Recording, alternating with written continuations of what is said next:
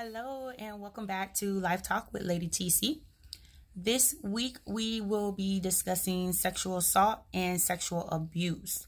In light of last week being awareness for both sexual assault and sexual abuse, and as an advocate of survivors of rape and domestic violence, I just felt the need to talk about that, and I'm using this platform to do such. So to start off, I just want to say that abuse is not okay. Assault is not okay in any shape, form, or way. Regardless if you are the survivor or if you are the abuser, it is not okay. It needs to be addressed, and there needs to be actions put in place, and there needs to be help sought out. And when I say help, I mean finding a safe place and someone safe to talk to. I know here in my city, we have different organizations that will help individuals who have been assaulted, raped, molested, or even shelters for women that are in domestic violence situations. There are centers for men who are in domestic situations. So I just wanted to put that out there. So to get started on the topic, let's just define what sexual assault is and sexual abuse. Abuse is a threat or being intimidated by something or someone. Assault is to be physically abused, to be physically hit, or to be scored, or to, be choked, or anything of that nature. So talking about it in a sexual context, when we say sexual assault, that's rape. Sexual abuse, that could be molestation, that can be someone taking advantage of the fact that it may be a child or someone in more of an authoritative figure towards someone else. That is abuse. Rape is not okay. A lot of times people who have been raped, they stay silent, they keep their mouths closed, they don't want to talk about it. They may carry a sense of guilt or blame towards themselves, and I'm here to tell you there is no fault in someone taking advantage of you. Again, if you've been in that situation, you are not at fault. No means no in every language. No means no. If you are in a relationship with someone or even married to someone and you tell them no, that you are not in the mood to engage in sexual activities and they still force themselves upon you, that is rape. Sexual abuse, again, that's someone who just uses their authoritative standpoint. So let's just say, for instance, a teacher with a student, or anyone who holds, it could be a supervisor with an employee, and they could just they can just talk about sex or make derogatory statements about sex. That's abuse, and that can land an individual in a lot of trouble. And I am here to tell you, speak out, speak up. If you are an employee and you have a supervisor who is coming on to you and you've told them you are not interested, or you're in fear of turning them down because you may feel that you may lose your job, you need to find someone that you can talk to help you get to the next person that you need to discuss, because that individual needs to be brought in front of HR or whoever is in charge to handle that situation. It could be a text message among friends, and someone could say, hey, what's up, T? You're looking real good. I thought that, you looked at me a certain kind of way, and I just want to, take you up on that offer, because they inferred that I may have implied something. That's not okay either. If I say, hey, no, look, I'm not interested, I have no interest in you in that level, and they still continue to harass you, that's a form of abuse, and it needs to be brought to attention. With the whole Me Too movement, it is an awesome movement. I am so happy that someone started the movement with the Me Too. For those of you who don't know about the Me Too movement, that is where ladies or men who have been abused by people in those higher up, they have come up with a platform to let other people know you're not the only one. It's happened to me too. So that movement is just very powerful. A lot of us have really came about hearing about it after the conviction from the courts to Bill Cosby. We all know what happened with Bill Cosby and how he was accused and found guilty of several counts of molestation and rape when he was a lot younger. One thing that I discussed with my circle and my group of friends and colleagues is that though the Me Too movement is an awesome movement, there needs to be more than just, hey, this has happened so many years ago, now I need to talk about it. We need to come up with an organization where individuals who are going through it can feel safe to discuss it. There's no statutory, no standard of limitation. I'm not sure if I'm saying that right, but it can be several years, and if they find incriminating evidence towards an individual, you can still be brought against charges for many, many years, you know, on rape charges. But like I said, we need to find a way to empower each other and let each other know, hey, this person took advantage of me. They abused me sexually, physically, and I don't know who to turn to. The cops aren't doing anything. I'm scared to go to the police. I'm scared to go talk to the police because, you know, it's going to be hard. I may have been drinking. I may have been doing some extracurricular drugs, whatever the situation is. It doesn't matter. If you are impaired and under the influence, that should be an automatic no. I'm not in the mood. You're not able to make a conscious decision on that. So I just encourage anyone who is going through that situation, or you may have someone in your circle who is going through that situation, bring it to the light and let it be known. There was a article that came out that I was reading on the e-newspaper about several leaders in a Christian organization. Over 500 leaders. We're talking about pastors, ministers, Sunday school teachers, volunteers. Over 500 that were convicted of sexual assault and sexual abuse. This is not okay. We cannot sit back and think that it's okay and this is normal. It is not normal to allow individuals to prey upon someone else. We have to get to a point where we say, hey, come, talk to your children, talk to your friends. Is everything okay? There are different signs. If you are a young lady and you're very free-spirited and all of a sudden your demeanor changes, that should be a red flag to your circle and your group of friends. So I encourage everyone just to pay attention, because a lot of times victims don't know how to say they need help, or they don't know how to vocalize what has happened to them. Okay, so I just want everyone to know that just pay attention, talk to your kids, talk to your friends, talk to anyone. Honestly, I can call my girlfriend and say, hey, is everything okay? How's everything going with you? It could just be a simple conversation. You don't have to say, hey, I was just wondering, are you being sexually abused? Are you being sexually assaulted? No, you have to walk very slowly with things of this nature, because it is a sensitive topic. When it comes to our children, as parents, and me being a parent to 2 teenage boys, I have to talk to them about this. I have to say, hey, from a mom standpoint, it's not okay for a teacher to tell you, you're handsome, and it's not okay for a teacher to put their hands on you in any shape or form. As in my profession, I touch people. So I even have to be mindful when I'm talking and I'm mentoring other young adults and young teenagers that I am not touching them, because that can be, misconstrued as a sexual advance. So I have to have those conversations with my children. And then I also have to talk to my children, because again, they are teenagers and they are boys.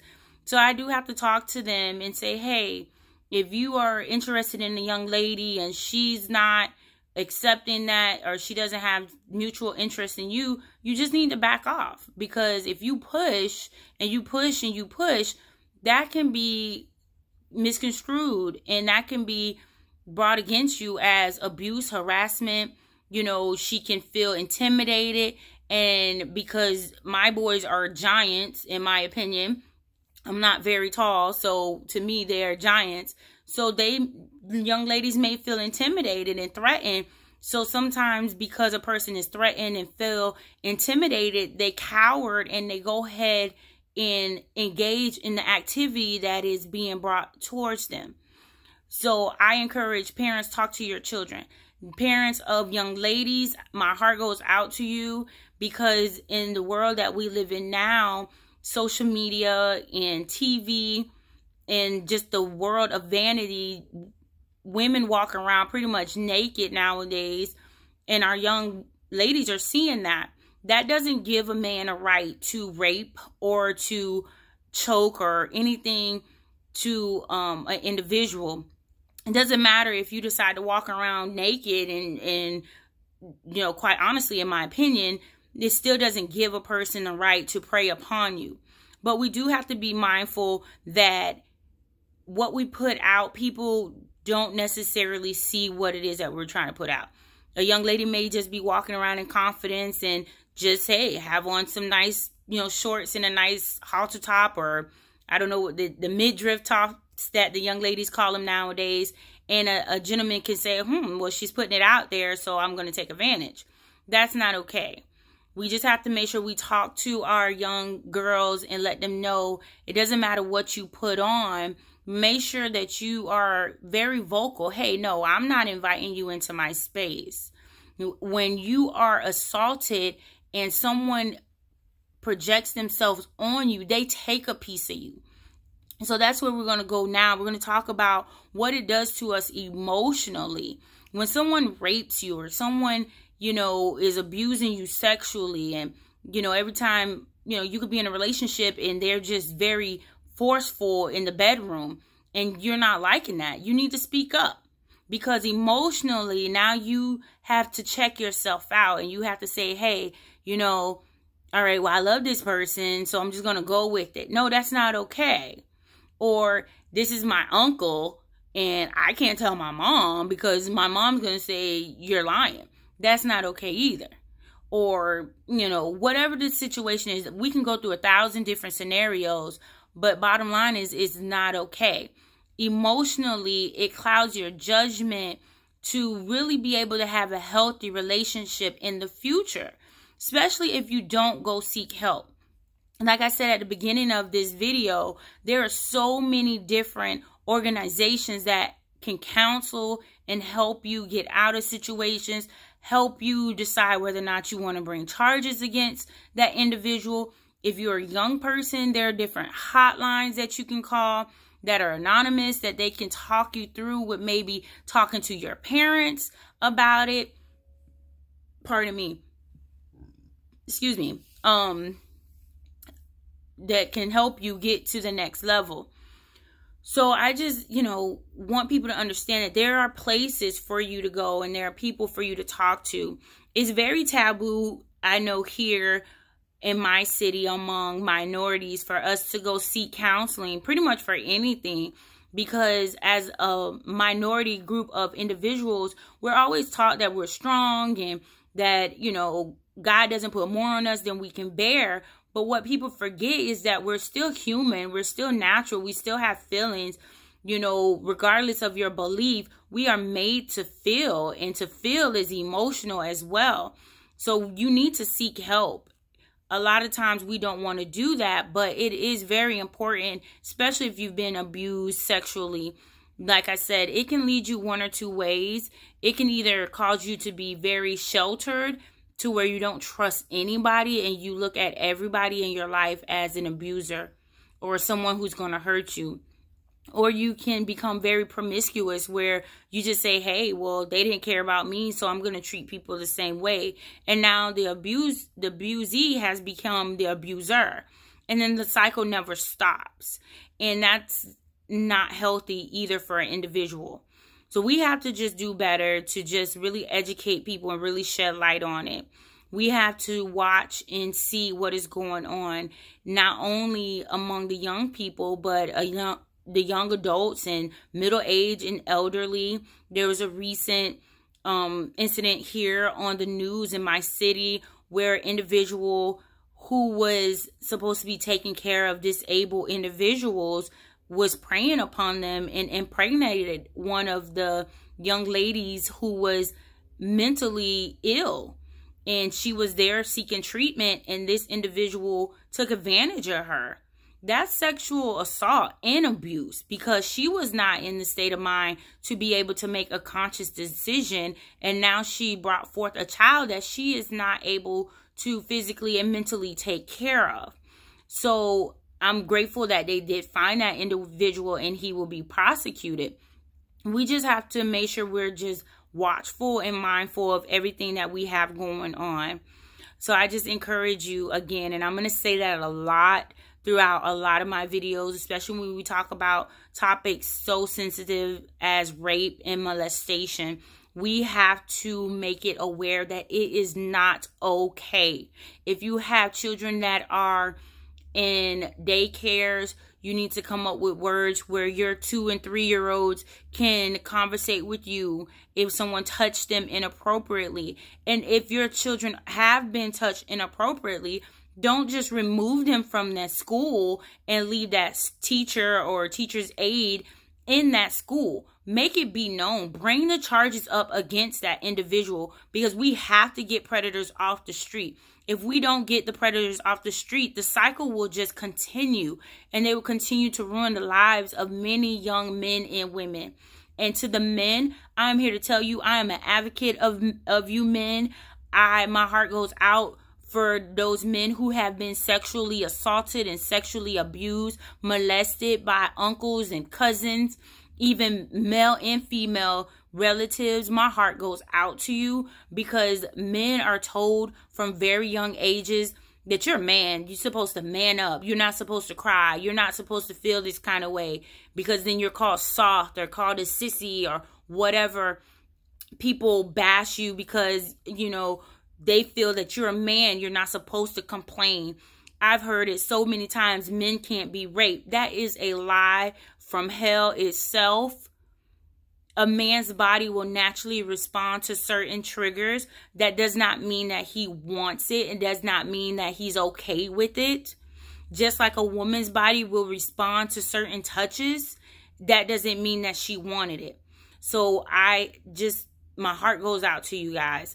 And again, if you have been in a situation where you've been molested as a child or as a teen or as an adult, or you've been raped, I really, really hope that you go get help so that you can cope with it and that you can have a healthy adult life and not look at everyone as being such a monster. It is sad that we do live upon earth with so many bad people. We think that, you know, oh, that's just fiction and that's just in the, you know, movies that these people do those things. But we walk around every day. We don't know. I'm going to say 7 out of 10 individuals standing in a circle have been molested. I don't know. That's just my number. I know within my circle, I've talked to many people, and I'm shocked to hear how many people have been in relationships or been in situations where they've been molested as children or raped as adults. And I know quite a few individuals who have never sought help. As for myself, I'm grateful for mental health counselors, because they really do allow you just to come and vent, and they help you put into perspective things that you can't really understand, because your emotions and your anger towards self clouds your own judgment. So seek help. Talk to your friends that you know for sure have been in those situations. Encourage them to seek help, and just really be that shoulder if they need a shoulder to lean on. Pay attention to the signs and just understand that it's a very sensitive topic for people to talk about. The physical abuse, no one can ever really explain the physical abuse that goes on after being raped. You feel completely dirty. You feel disgusted to look at yourself and to look at other people. You truly, truly are in a different place after something like that has happened to you. Again, counseling will help you with that. Counseling will help you get through that. Just really release it so that you can cleanse your inner your inner self and get your power back. Because when someone rapes you or someone molests you, they take a part of you that you didn't freely give, and they take a little bit of your power, because now with every time that you see them, you become angry or you become frustrated. That's you giving over your power. So that's where counseling and these advocates and people who are in place to help individuals and survivors of this rape and assault and molestation, they can really help you to regain your power. Okay, so again, I'm not going to make it a super long video here, but on Life Talk with Lady TC, these are some of the topics that we're going to talk about. Nobody wants to talk about it, but we're going to talk about it. So let's talk about it. If you have a topic that you want to talk about, there's no topic that I will not talk about. If I don't know about it firsthand, trust me, I will find someone who does know about it and I will bring them in. We will start to do some live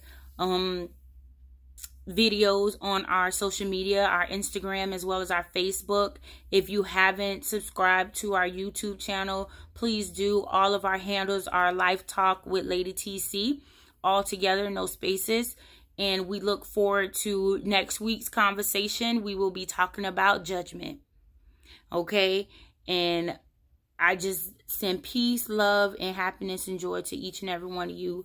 I will put down in my comments some information about victim advocates and hotlines for those who have been abused and sexually assaulted. Until next week, love.